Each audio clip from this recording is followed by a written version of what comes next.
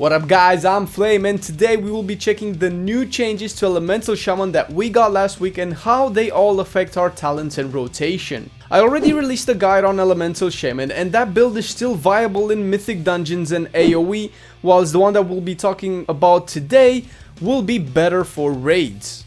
We also got some insane buffs on Igneous Potential, and since this is a stackable trait, it brings us new options to talents. This new change affects the raiding aspect of the spec, so for your Mythic Plus and general AoE needs, the main guide is still what you want. Today I will talk a bit more about specific and advanced things that align way better with the buffs we received.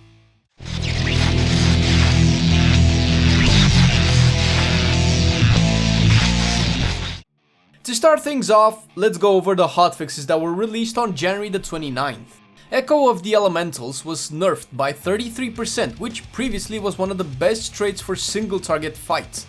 The trait synergized well with Storm Elemental and Primal Elementalist, which created a big burst window while your Storm Elemental was active. At the same time, Igneous Potential was buffed by 150%. 150%. Regardless of what was needed to have the game balanced, these numbers are crazy, and the discrepancy between the two traits has been raised so much that Igneous Potential does at least 3 times more damage when stacked than Echo of the Elementals. Not only that, looking closely at the Sims, its DPS output is almost double that of Treacherous Covenant. Again, this is when stacked. It's still pretty high when not stacked. But this kind of performance out of a trait is something that's not going to last. This is my opinion. Blizzard will probably nerf the trait to bring it more in line with the others. That doesn't mean it won't still be the strongest, but I recommend you guys to not expect this to be the case for the entire raid season. And if it is, well, it will make gearing a lot simpler. Now, why is this change so important? Well, let's take a look at the trait itself and see what it does.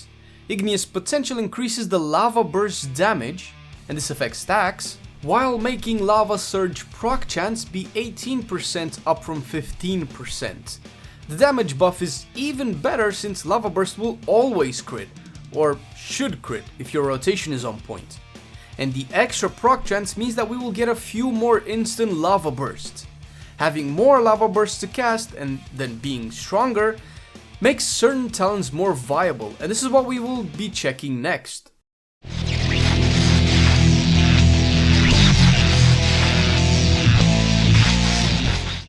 The talent changes only matter if you have at least one of these traits, so if you still don't have one yet, you're good with the main build I mentioned in the guide, the Earthen Rage Storm Ele Primal Elementalist build. Once you do get the new trait at least once, on the first tier you want Echo of the Elements. The talent gives us 2 charges of Lava Burst, which works better with the extra proc chance. Second tier, Totem Mastery is still the best one. Tier 3, pick the one you need the most. Usually for raiding it will be either Spirit Wolf, which I found very useful especially on Jaina, or Earth Shield, helping your raid or even yourself with the additional sustain. To take full advantage of Earth Shield, you need to remember that you need to cast a healing surge for the 10% extra healing. Fourth tier is where we have our second change to Master of the Elements. Since we will have more lava bursts overall and stronger lava bursts to boot, this is the best choice on the row. When you cast lava burst, the next nature, frost or physical damage dealing spell will get a 20% buff to its damage. Physical damage is Earthquake, by the way. Fifth tier, pick whatever you want. For the least management option, get Nature's Guardian. It's usually the best one overall, although it's not the only one that's viable. The other two are a bit more situational, so you need to decide if you can take advantage of them. The sixth tier is the last one to see a change, and you take Ice Fury here. Since Primal Elementalist works best with Storm Elemental, and since we don't get Storm Elemental anymore, it gives us the option to make changes. Ice Fury is essentially good for 2 reasons, from my opinion. It gives us more instant cast to use while moving, which is a very big part of certain encounters, and it also synergizes well with Master of the Elements, bumping Frost Shock as a much stronger filler, also generating Maelstrom. Last tier, Stormkeeper is still the go-to. Not much to explain here. Went over Stormkeeper in the main guide, but it's pretty self-explanatory from the tooltip. Today's video is more focused towards single target and especially raid encounters for Elemental Shaman because the buff to Igneous potential is so strong. But we do have more guides up on our channel which you can check, and if you want to stay up to date with all of the new class guides that are coming in the next couple of weeks, stay subscribed to Marcelian&Online. And speaking of Marcelian, he's more focused on the PvP aspect of the game, so expect some videos to come out of his ass soon.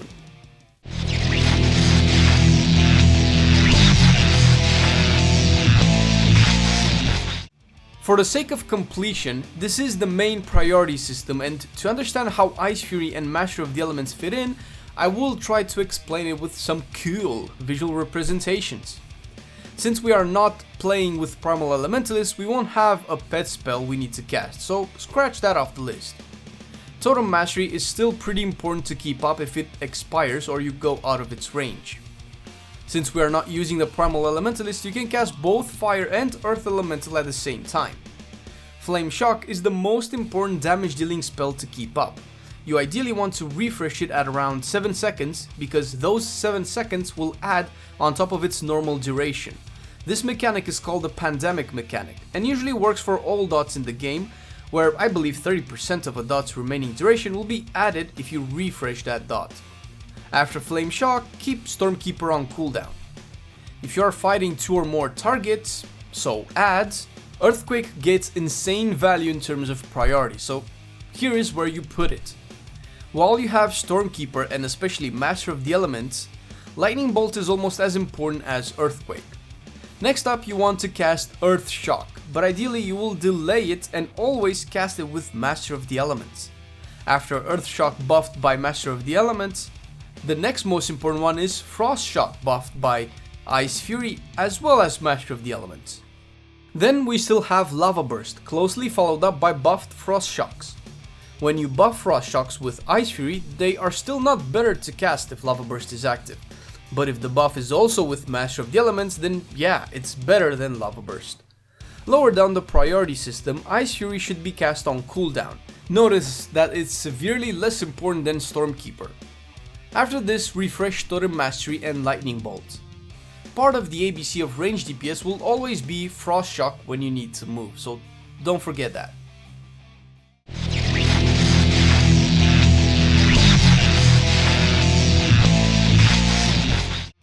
For consumables, get the Intellect ones whenever you can afford them, followed closely by either crit or haste depending on how they sim for you. Speaking of sims, I will strongly recommend simming yourself for this build, especially if you want to know which traits work. Go to raidbots.com for any simming needs. Also, in the following weeks, make sure to check bloodmallet.com to see any changes to the traits and their strength. I will do my best to keep you guys up to date with the new stuff coming to Elementals though.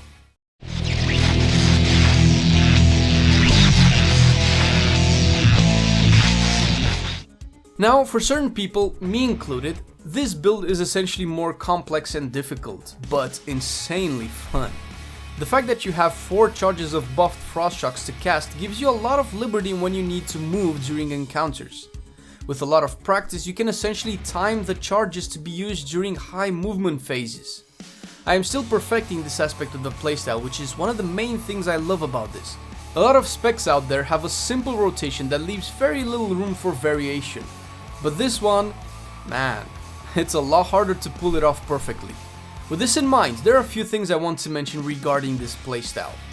Also, if any one of you guys have better tips or you think I'm full of shit, please correct me in the comment section below. Don't worry if you cannot cast all charges of Frost Shock before the buff expires. It sucks, yeah, but even Ice Fury buffed Frost Shocks are not better than most spells on the priority list. Also, coming from an average pleb, learning the rotation might take a bit longer than the Storm Ellie Primal Elementalist build. If you cannot pull it off, or at least plan on perfecting the build, you can still play the other one. Missing a few key spells here and there will cause more DPS loss than simply playing the more straightforward build. But everything becomes better with practice. Follow us on social media if you want to stay in touch with everything that we do on our channel. We love you guys so much, and slowly but surely we are building a small community of our own, which is super cool because we can share all sorts of information. I've been Flame, and I will see you next time.